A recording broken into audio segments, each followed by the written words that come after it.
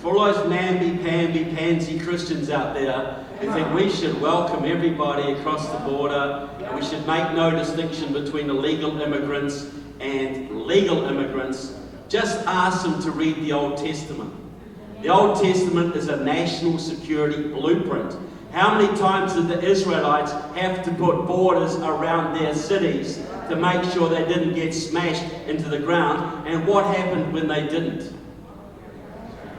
It is very, very deeply Christian to protect your family, to protect your town, and protect your country. That's your Christian privilege.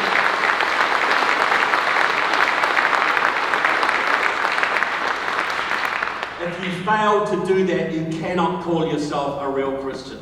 You can't do it. It's your duty. You don't let your kids get hurt. You don't let your town suffer. And you don't let your country be invaded by people who mean it no good either.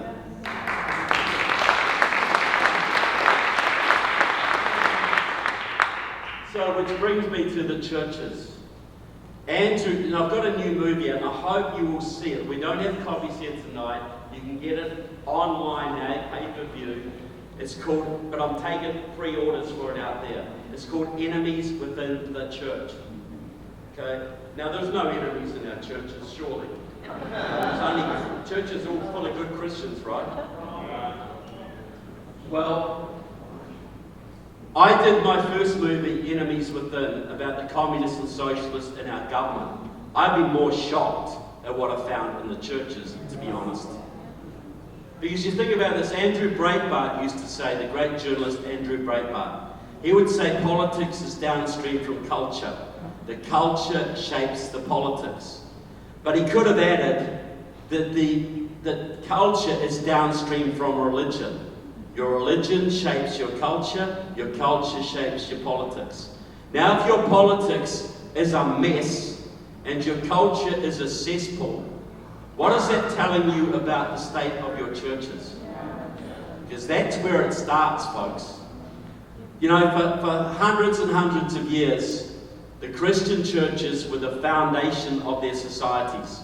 They were the moral standard bearer of any society. You know, the politicians looked to the churches for moral guidance. The people looked to the churches for moral guidance. And as the church has abandoned its authority, its moral authority, what has happened to our families?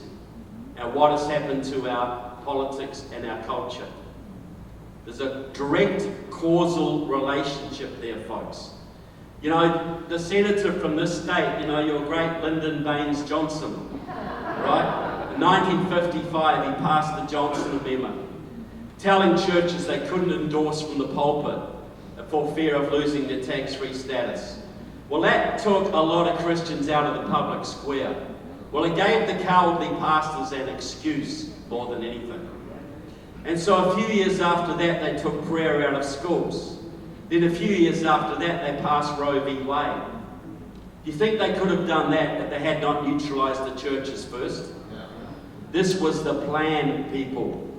Neutralize the churches, then full steam ahead with the socialist agenda, and they won't do a darn thing to fight us. And they pretty much haven't. So you can find a lot of churches, they'll say, pastors will say, oh, we don't get involved in politics, you know, that's a dirty game, and we're just spiritual. We're just involved in saving men's souls, and you know, we don't want to get involved in that stuff. Now tell me if my logic is wrong here. If you're a Christian pastor and your next door neighbour is starving and you have a pantry full of food and do nothing to help, can you really call yourself a Christian? So if your town is being flooded, the river is broken in stop banks, the shops are all underwater, everybody's down there manning the pumps and putting up sandbags to save the town, and you sit home all day praying, can you really call yourself a Christian? So if your country that has a constitution directly inspired from the Bible, saying that your rights come from God, not the government, that has representative government inspired by Mosaic law, that has done more to spread Christianity around the world than any other, It has built more churches and hospitals and schools around the world than any other. It saved more people from tyranny than any other. If that country is in danger of being lost and destroyed, and you think as a pastor you have no responsibility for trying to save it or pass it on for future generations, can you call yourself a Christian? No. This idea that Christians are above politics. Rephrase the question. Do Christians have a civic responsibility? Yes.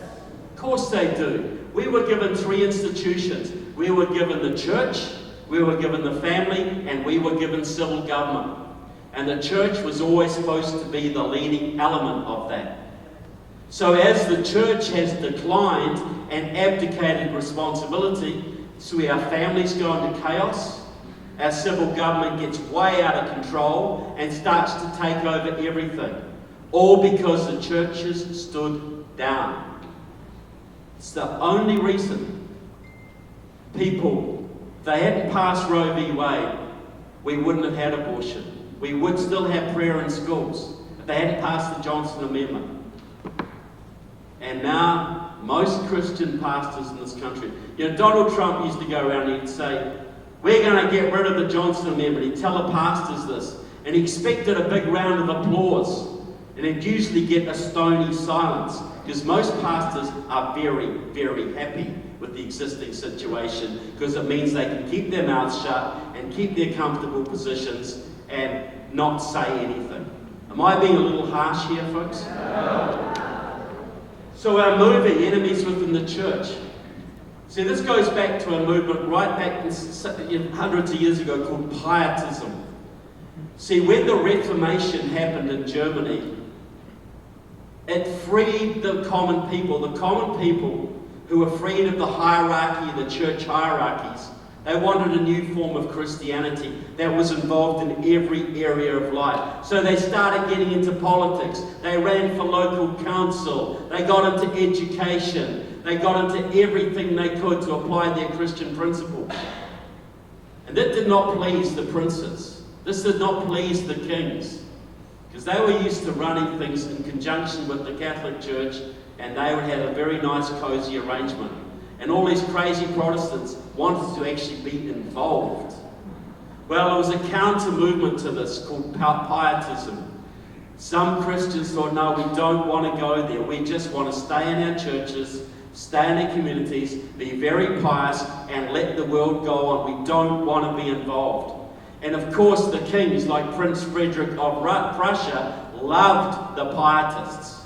And they financed the Pietists. They appointed Pietists to theology schools and universities, and they spread Pietism right across Europe, right into Scandinavia. And a lot of those European Pietists ended up coming to America and settling in the Midwest, settling in Texas, quite a few of them. Well, it was no accident that the first attempted communist revolution was in Germany in 1848, because there was a power vacuum. There was only the kings and the people. There was no middle-class politicians. So the communists tried to start a revolution. It didn't quite work. And thousands of German communists fled to the Midwest and Texas. And they settled here. They settled in Milwaukee. They had a whole lot of socialist mayors in Milwaukee. They settled in Chicago. They set up the Communist Party USA. They set up in the vacuum created by the Pietists. And Pietist Christianity is the dominant form of Christianity in this country today. Where does it say in the Bible that Christians are not to be involved in the governorship of their own nation? The whole Old Testament is about governorship and kings and wise leaders and people taking charge of communities, is it not? Was that negated by the New Testament somehow? The New Testament was there to build on the old, not to negate the old.